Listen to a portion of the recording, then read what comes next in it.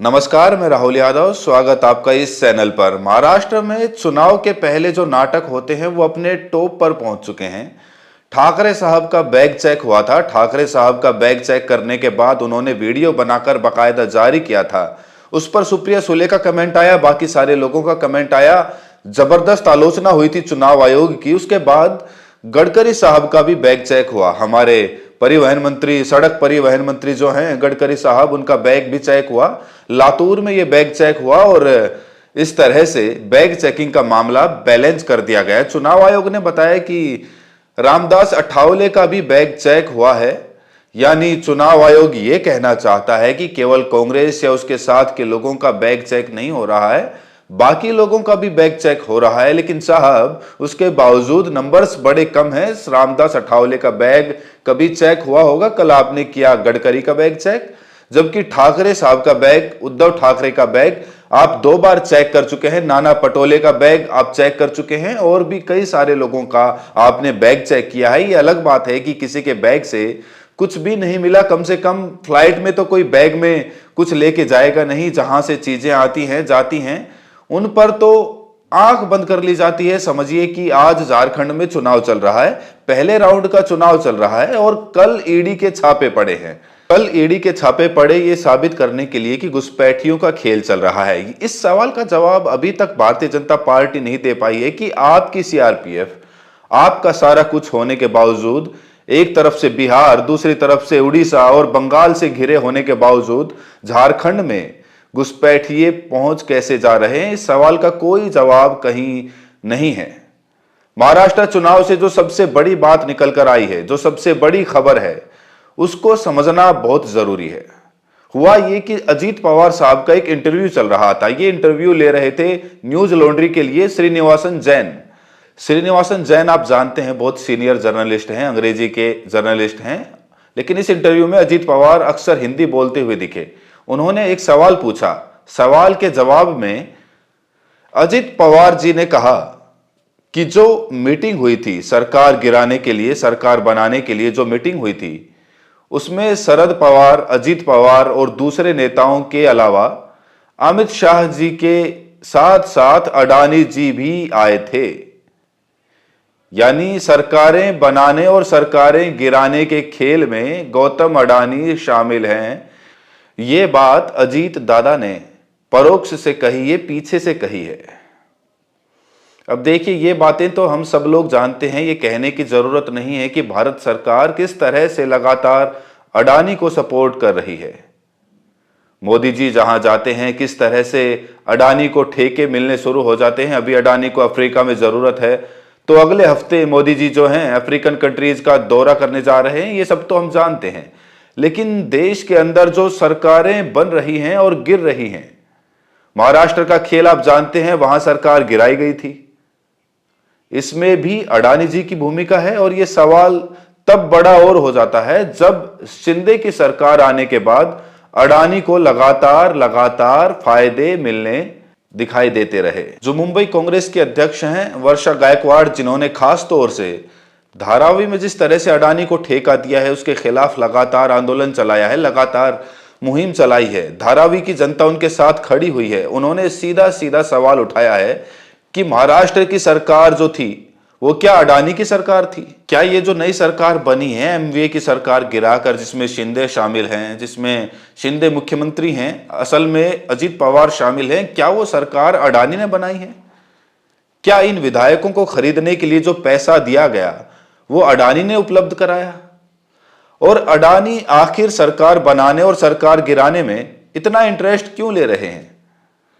सवाल गोल गोल घूमकर वहीं पहुंच जाता है कि अडानी को सरकार बनाने और गिराने में अगर इंटरेस्ट है, और ये बात अब अजीत पवार जब सीधे सीधे कह रहे हैं, उनकी तरफ बैठे हुए हैं, तो ये सोचना पड़ेगा कि जाहिर सी बात है कि कोई भी बिजनेसमैन अगर सरकार गिराने और सरकार बनाने में लगा हुआ है तो सिर्फ और सिर्फ अपने फायदे के लिए सारा कुछ कर रहा होगा। अगर वो हसदेव में जंगल काट रहा है, अगर वो झारखंड में कोयले की खानों पर और वहां के बाकी खनिज पे निगाह जमाए हुए है, तो जाहिर सी बात है कि वो चाहेगा ऐसी सरकार आए जो सरकार पूरी तरह से उसको छूट दे लूटने की, तो पता नहीं हम भाजपा सरकार के जमाने में हैं, एनडीए सरकार के जमाने में हैं, या फिर एनडीए सरकार की जगह हम ये कहें कि हम अडानी सरकार के जमाने में हैं। अडानी की सरकार है, भले वो सत्ता में नहीं बैठे। इससे तो अच्छा ट्रंप है, सीधे सीधे एलन मस्क को मिनिस्टर बना रहा है। यहां तो अडानी जी किसी सरकारी पद पर नहीं है, लेकिन सरकारें बना रहे हैं, सरकारें गिरा रहे हैं। महाराष्ट्र के चुनाव से जो एक खबर निकल कर आई है, आप जनता के लिए इसीलिए महत्वपूर्ण है कि आप जो वोट दे रहे हो वो अडानी जी लूट ले रहे हैं। आप वोट दो, किसी को भी सत्ता में बिठाओ, अडानी जी की तिजोरी खुलेगी, पैसा इस अकाउंट से उस अकाउंट में ट्रांसफर होगा, और उनका तो दुनिया भर में व्यापार फैला हुआ है, तो पता नहीं किस अकाउंट में ट्रांसफर होगा, आपको पता भी नहीं चलेगा, और विधायक रातों रात अपना पाला बदल देंगे, सरकारें बदल जाएंगी, और जो सरकार नई बनेगी वो आपको सुविधा नहीं देगी, वो सिर्फ और सिर्फ अडानी को लूट की पूरी छूट देगी। पवार साहब को लेकर और भी बातें अजीत पवार ने की हैं। पवार साहब को लेकर कहा है कि उनके मन में क्या है ये कोई नहीं जानता। उनकी पत्नी भी जो हैं उनको भी पता नहीं होता कि पवार साहब अपने दिमाग में क्या लेकर चल रहे हैं, और उनका कहना है कि जो मीटिंग थी उसमें शरद पवार भी शामिल थे, और अमित शाह भी शामिल थे, और अडानी भी शामिल थे। अब उस मीटिंग में क्या हुआ क्या नहीं हुआ, शरद पवार जी ने क्या कहा, अजीत पवार जी ने क्या कहा, ये सब तो हमें नहीं पता है। लेकिन इतना जरूर पता है कि शरद पवार की पार्टी तोड़कर अजीत पवार साहब गए, उनके ऊपर से करप्शन के सारे आरोप हटा दिए गए।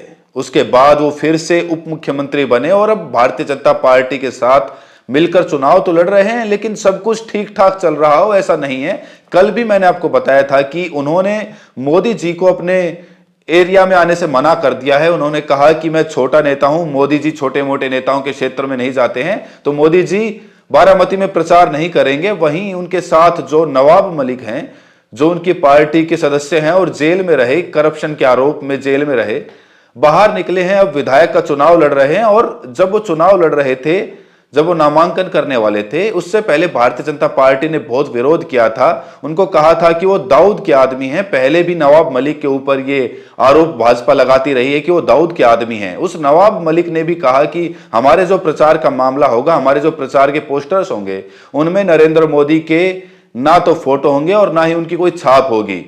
इसी इंटरव्यू में अजीत पवार ने एक और बड़ी बात कही। उन्होंने कहा कि महाराष्ट्र में आइडियोलॉजी की बात आप भूल जाइए, आप भूल जाइए कि विचारधारा जैसी कोई चीज है यहां पर। तो जाहिर है वो कहना चाह रहे हैं कि एक बार चुनाव हो जाए, फिर देखते हैं कि हम किधर जाएंगे, इधर जाएंगे या उधर जाएंगे। जहां सत्ता मिलेगी, जहां पावर मिलेगी, अजीत पवार, और सिर्फ अजीत पवार नहीं, ऐसे बहुत सारे लोग इधर से उधर जा सकते हैं। कांग्रेस से बीजेपी में जा सकते हैं, बीजेपी से कांग्रेस में जा सकते हैं। जनता जाकर मुद्दों पर वोट करती है, जनता जाकर अपना नेता चुनती है, और उसके बाद नेता सिर्फ और सिर्फ चुनता है पावर। कभी इस पार्टी में चला जाता है, कभी उस पार्टी में चला जाता है, और एक राष्ट्रीय सेठ यानी कि गौतम अडानी अपने हिसाब से सरकारें ताश के पत्तों की तरह फेंकता रहता है।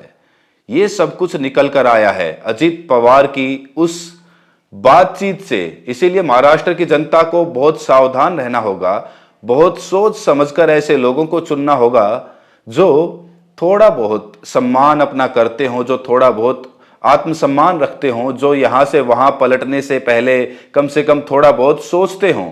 बाकी महाराष्ट्र की जनता क्या तय करेगी ये तो 20 तारीख को ही तय होगा। अगर चैनल पर पहली बार आए हैं तो चैनल को सब्सक्राइब करें, नोटिफिकेशन बेल को प्रेस करें। तो मिलते हैं अगली वीडियो में, तब तक के लिए अपना ख्याल रखें।